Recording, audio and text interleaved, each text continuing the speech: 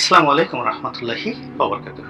সম্মানিত দর্শক, বিএনপির মহাসচিব পদে রদবদল হচ্ছে এবং বর্তমান মহাসচিব, যিনি অত্যন্ত সম্মানিত, জনপ্রিয় এবং ওয়েল অ্যাকসেপ্টেড, জনগণ কর্তৃক তিনি গ্রহণীয় ব্যক্তিত্ব, তো তাকে বাদ দিয়ে নতুন একজন মহাসচিব করা হবে এবং জোরে সোরে যে নামটি নিয়ে আলোচনা হচ্ছে, তিনিও অত্যন্ত আলোচিত, নন্দিত রাজনীতিবিদ এবং বিএনপি রাজনীতিতে তার যথেষ্ট অবদান রয়েছে। বয়সে মির্জা ফখরুল সাহেবের চেয়ে তরুণ, অত্যন্ত শিক্ষিত, মার্জিত এবং তিনি একসময় ম্যাজিস্ট্রেট ছিলেন, বিসিএস করা জনাব সালাউদ্দিন আহমেদ, সাবেক যোগাযোগ প্রতিমন্ত্রী, এবং তিনি এই সরকারের যে নিপীড়ন, সেই নিপীড়নের জীবন্ত কিংবদন্তি। এবং তাকে যেভাবে সীমান্ত পার করে দিয়ে ভারতে পুশ করা হয়েছে এবং যেভাবে ভারতে তিনি উদ্ভ্রান্তের মতো ঘুরে বেরিয়ে আইন শৃঙ্খলা রক্ষাকারী বাহিনীর হাতে ধরা পড়ে এখনো সেখানে মামলা মোকদ্দমার মধ্যে দিন যাপন করছেন, রাজনীতির ইতিহাসে যে ট্র্যাজেডি, বিয়েগত ঘটনা যদি বাংলাদেশে কারো জীবনে থাকে, এটি সালাউদ্দিন সাহেবের জীবনে ঘটে চলেছে। ইলিয়াস আলী মারা গিয়েছেন বা বেঁচে আছেন, গুম হয়ে গেছেন, সেটি আলাদা কথা, কিন্তু একটা মানুষ, জীবিত মানুষ, তিনি তার স্ত্রী, পুত্র, সন্তান, সন্ততি, ঘর বাড়ি, আত্মীয় স্বজন, পরিবার পরিজন ছেড়ে তিনি ভারতের একটি রাজ্যে তিনি ঘুরে বেড়াচ্ছেন, সেখানে প্রবাস জীবন যাপন করতে বাধ্য হচ্ছেন এবং সেখানে মামলার আসামি রূপে কোর্টে তিনি হাজিরা দিচ্ছেন। অবৈধভাবে কেন তিনি ভারতে ঢুকলেন, যেখানে ভারতের বলা হয় প্রায় 10 লাখ লোক বাংলাদেশে চাকরি করে, বেশিরভাগই অবৈধ। তো অবৈধ ভারতীয় নাগরিকরা বাংলাদেশে চাকরি করে, তারা শত শত কোটি মার্কিন ডলার তারা বাংলাদেশ থেকে ভারতে নিয়ে যাচ্ছে, আর বৈধভাবে বাংলাদেশে লক্ষ লক্ষ ভারতীয়রা চাকরি করছে উঁচু উঁচু পদে। তো সেখানে বাংলাদেশের একজন শীর্ষ রাজনীতিবিদ, একজন সাবেক মন্ত্রী, তিনি সীমান্ত পাড়ি দিয়ে ভারত গিয়েছেন চুরি করে এবং সেখানে গিয়ে তিনি অবৈধ অনুপ্রবেশের দায়ে তিনি সাজার মুখোমুখি হয়েছেন, বিচার মোকাবেলা করছেন। নিম্ন আদালত থেকে তিনি বেকসুর খালাস পাওয়ার পর সরকার আবার উচ্চ আদালতে গিয়েছে, প্রথমে জেলা কোর্টে গিয়েছে, এখন কোথায় আছে আমি জানি না। তো এই যে একটি মানুষের জন্য অপমান, একজন রাজনীতিবিদের জন্য যে অপমান বিদেশের মাটিতে, এটা আমাদের পুরো জাতির জন্য এটি গ্লানিকর, যা কিনা জনাব সালাউদ্দিন সাহেব এই মুহূর্তে ভোগ করছেন। এবং যারা জনাব সালাউদ্দিন সাহেবকে দেখেছেন, কথা বলেছেন গত 2-4-5 বছরে ওভার টেলিফোনে অথবা ইন্টারনেটের কোনো প্ল্যাটফর্মে, এই ভদ্রলোককে কেউ কখনো হাসতে দেখেনি, নেভার স্মাইলিং ফেস। তার জীবনের সমস্ত যে আনন্দ, সে সমস্ত আনন্দ উধাও হয়ে গিয়েছে। তো তাকে নিয়ে আলোচনা হচ্ছে, তাকে বিএনপির মহাসচিব করা হবে। বিএনপির একজন সাধারণ কর্মী হিসেবে এবং এখন বিএনপি রাজনীতির সাথে যেহেতু সম্পৃক্ত রয়েছে, এই দলের অভ্যন্তরীণ অনেক বিষয়গুলো আমি জানি, কিন্তু এরকম কোনো কথাবার্তা কোনো বিএনপির প্ল্যাটফর্মে আলোচনা হয়েছে বা এরকম কোনো সম্ভাবনা কোথাও সৃষ্টি হয়েছে, এটি আমার নজরে পড়েনি। হতে পারে আমি ভুল করে, আমি ভুল করছি, কিন্তু আমাদের কিছু মিডিয়া, কিছু ইউটিউবার, বিশেষ করে সরকার সমর্থিত বিভিন্ন যে সাংবাদিক নামধারী কিছু লোকজন রয়েছেন, তারা এই বিষয়গুলো নিয়ে বেশ মাতামাতি করছেন। অনেকের বক্তব্য, মির্জা ফখরুল সাহেবের সঙ্গে জনাব তারেক রহমান সাহেবের ভালো সম্পর্ক নয়, আর সালাউদ্দিন সাহেবের সঙ্গে জনাব তারেক রহমান সাহেবের সম্পর্ক খুব ভালো। তো এই কারণেই মির্জা ফখরুল সাহেবকে বাদ দিয়ে সালাউদ্দিন সাহেবকে দলে আনার জন্য জনাব তারেক রহমান চেষ্টা চালাচ্ছে। কিন্তু ঘটনা বাস্তবে কি, এখানে একটা জিনিস বোঝার চেষ্টা করুন, সেটা হলো মির্জা ফখরুল সাহেব বিএনপি রাজনীতিতে এখন এমন একটা পর্যায়ে পৌঁছে গিয়েছেন, জনপ্রিয়তা, শ্রদ্ধা, ভালোবাসার ক্ষেত্রে তিনি একটা রীতিমতো ইনস্টিটিউশনে পরিণত হয়েছেন। ফলে রাতারাতি এই ধরনের জনপ্রিয় কোনো ব্যক্তিত্বকে পদচ্যুত করা বা তাকে রাজনীতি বিমুখ করা বা তাকে রাজনীতি থেকে অবসর গ্রহণ করানো, এটি কার্যত অসম্ভব একটি বিষয়।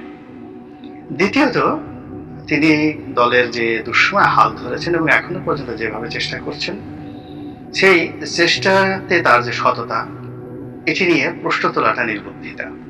এবং তিনি এ বয়সে যে কতগুলো মামলা তিনি মাথায় নিয়ে ঘুরছেন এবং যতবার তিনি জেলখানাতে গিয়েছেন এবং এখন অসুস্থ শরীরে যেভাবে দলীয় কর্মকাণ্ড করে বেড়াচ্ছেন, ঘুরে বেড়াচ্ছেন, আমার কাছে মনে হচ্ছে না যে মির্জা ফখরুল সাহেবের চেয়ে আমার বয়স কম করে হইলেও 15-16 বছরের আমি ছোট হব, কিন্তু আমার এই শরীর নিয়েও মির্জা ফখরুলের মতো আমি এই সার্ভিস দিতে পারবো না যেটা তিনি দিয়ে যাচ্ছেন।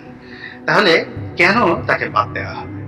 অভিযোগ করা হচ্ছে তার সঙ্গে সরকারের একটা আঁতাত রয়েছে এবং গোয়েন্দা সংস্থার টাকাতে তিনি বিদেশে চিকিৎসা করেন, এটা তারেক রহমান সাহেবের কাছে চলে গেছেন, সিঙ্গাপুরে গিয়ে চিকিৎসা করেন। এসব কথা বাংলাদেশের যারা অনর্গল মস্তিষ্কের অধিকারী তাদের জন্য খুব প্রযোজ্য। সিঙ্গাপুরে যেখানে লেদু কিন্তু ধলা লাগিয়ে চিকিৎসা করছে, আরে সিঙ্গাপুরে চিকিৎসা করানোর জন্য মির্জা ফখরুলকে কেন সরকার থেকে টাকা নিতে হবে? তার নিজের যেভাবে সামর্থ্য রয়েছে, তার পরিবারের সামর্থ্য রয়েছে, আত্মীয় স্বজন রয়েছে, তার মেয়ে ছেলেরা, ছেলে নাই, তার মেয়ে জামাইরা যথেষ্ট ধনবান এবং বিএনপির মধ্যে আরো অনেক কোটিপতি কর্মী সমর্থক রয়েছেন যে মহাসচিবের জন্য 1 কোটি টাকা খরচ করে বিদেশে চিকিৎসা করিয়ে আনার মতো সামর্থ্যবান নেতা এবং কর্মী বিএনপিতে অনেক রয়েছে এবং যারা 10 পায়ে দাঁড়িয়ে আছেন মির্জা ফখরুল সাহেবকে সাহায্য করার জন্য। তো সেখানে তিনি সরকারের কাছ থেকে 5 লাখ, 10 লাখ, 20 লাখ টাকা নিয়ে সেখানে যাবেন, এই সকল কথাবার্তা যারা বলেন সাধারণত নিম্ন মস্তিষ্কের, নিম্ন মন মানসিকতা এবং নিম্ন পরিবেশ থেকে এসছেন। এটি হলো এক। 2 নম্বর হলো জনাব সালাউদ্দিন সাহেব। এই মুহূর্তে তাকে যদি রাজনীতি করতে হয় ইমিডিয়েটলি বাংলাদেশে আসতে হবে। নিঃসন্দেহে তারুণ্যের দিক থেকে জনাব সালাউদ্দিন সাহেব মির্জা ফখরুল সাহেবের চেয়ে সামর্থ্যবান। তিনি যদি মাঠে রাজনীতি করেন তিনি আরো বেশি দৌড়াদৌড়ি করতে পারবেন। কিন্তু যেটি হচ্ছে সেটি হলো এই মুহূর্তে সরাসরি সরকারের টার্গেটেড হয়ে আপনি কুকি চীনের মতো গেরিলা যুদ্ধ করতে পারবেন, আরাকান আর্মির মতো গেরিলা যুদ্ধ করতে পারবেন। তো বিএনপি যদি আওয়ামী লীগের বিরুদ্ধে গেরিলা যুদ্ধ করতে চায় সেক্ষেত্রে দেখা যাচ্ছে যে জনাব সালাউদ্দিন সাহেব যদি সেই গেরিলা কমান্ডার হিসেবে ভারতে থেকে যুদ্ধ পরিচালনা করতে চান তাহলে তিনি অনেক কিছু করতে পারেন, এটা তার জন্য নিরাপদ। কিন্তু তিনি যদি বাংলাদেশে এসে রাজনীতি করতে চান আগে ভারত থেকে তাকে বিমুক্ত হতে হবে, বিযুক্ত হতে হবে, আইনগতভাবে তাকে মোকাবেলা করে সেখান থেকে কুল্লু খালাস হয়ে আসতে হবে, যেটি এই মুহূর্তে তার জন্য সম্ভব হচ্ছে না। তো যেখানে দলের চেয়ারপারসন দেশের বাইরে, ভারপ্রাপ্ত চেয়ারপারসন দেশের বাইরে, তার সাধারণ সম্পাদকও যদি দেশের বাইরে থাকে তাহলে দলের অবস্থা এখন যে অবস্থা আছে তার চেয়ে খারাপ হবে। এটি জনাব তারেক রহমান সাহেব অন্য যে কোনো জিনিসের চাইতে ভালো বোঝেন। 2 নম্বর হলো যে তিনি যদি সেই আইনগত বাধ্যবাধকতা ছাড়িয়ে বাংলাদেশে এসেও তিনি দলের মহাসচিব হতে চান তাহলেও তাকে মির্জা ফখরুল সাহেবের সাহায্য লাগবে অন্তত পক্ষে 1 বছর। আর সালাউদ্দিন সাহেবের বয়সে তরুণ হলেও তিনি এই দীর্ঘদিন দেশের বাইরে থাকার ফলে তার যে মনস্তাত্ত্বিক, তার যে শারীরিক যে অসুস্থতা দেখা দিয়েছে এটির জন্য রিলিফ পেতে তাকে দীর্ঘ সময় তাকে অতিবাহিত করতে হবে এবং নেতাকর্মীদের সংস্পর্শ লাগবে এবং বাংলাদেশের আবহাওয়ার সঙ্গে তার এই মুহূর্তে যেহেতু দীর্ঘদিন যাবত তিনি ভারতের একটি আবহাওয়াতে রয়েছেন কাজেই সেই আবহাওয়ার পরিবর্তন বাংলাদেশে হওয়া তার জরুরি দরকার। তো কাজেই বিভিন্ন দিক থেকে এই জিনিসটা আমার কাছে খুব ভায়াবল মনে হচ্ছে না এবং এটার সঙ্গে কোনো বাস্তবতা নেই এবং এটি মূলত বিএনপির মধ্যে একটি অন্তর্দ্বন্দ্ব সৃষ্টি করার জন্য মহল বিশেষের প্রচেষ্টা। কিন্তু এটি কিন্তু উপকারও হচ্ছে।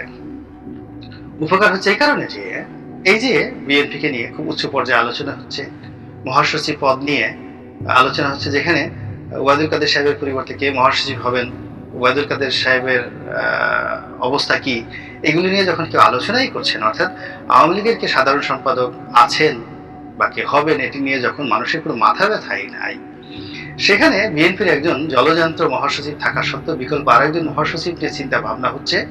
ইট মিনস এই দলের যে গ্রহণযোগ্যতা এবং এই দলের যে জনপ্রিয়তা এটি এখনো পর্যন্ত অস্পর্শ, মানে এটি স্পর্শ করার ক্ষমতা আওয়ামী লীগ বা তাদের যারা লোকজন রয়েছে তাদের নেই।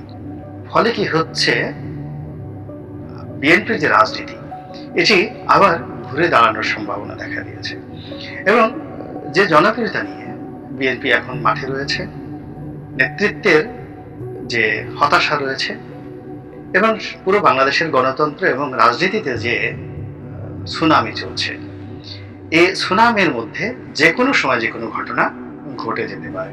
তো সেক্ষেত্রে সবচেয়ে বড় রাজনীতি হলো জনগণের মনের মধ্যে থাকা, জনগণের মস্তিষ্কের মধ্যে থাকা এবং জনগণের আলাপ আলোচনার মধ্যে থাকা, যা কিনা বিএনপি এই মুহূর্তে আছে। এর ফলে কি হচ্ছে, বিএনপির মহাসচিব সালাউদ্দিন সাহেব হবেন, নাকি ডক্টর মহিন খান হবেন, নাকি মির্জা ফখরুলই থাকবেন, এটিকে বিরোধীরা যতই নেতিবাচক করতে প্রচার করুন না কেন, আলটিমেটলি বিএনপির জন্য এটি ইতিবাচক ফল বয়ে নিয়ে আসছে, আর আওয়ামী লীগের জন্য এটি আরো তুচ্ছ এবং তাচ্ছিল্যের কারণ হয়ে দাঁড়াচ্ছে। আল্লাহ আমাদের সবাইকে হেদায়েত দান করুন এবং হেফাজত করুন। আসসালামু আলাইকুম ওয়া রাহমাতুল্লাহি ওয়া বারাকাতুহু।